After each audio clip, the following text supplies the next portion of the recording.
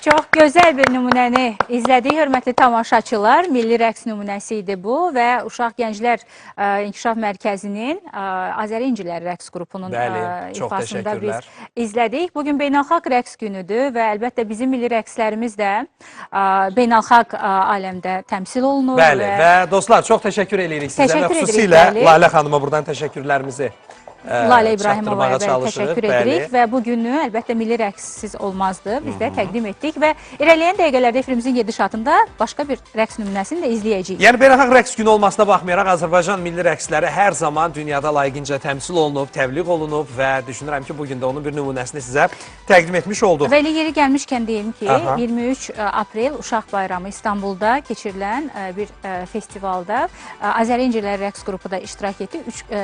Birinciliklə bir Grand Prix ilə ölkəmizə geri döndülər. Bu münasibətlə də təbrik edirik eyni zamanda. Təbrik edirik.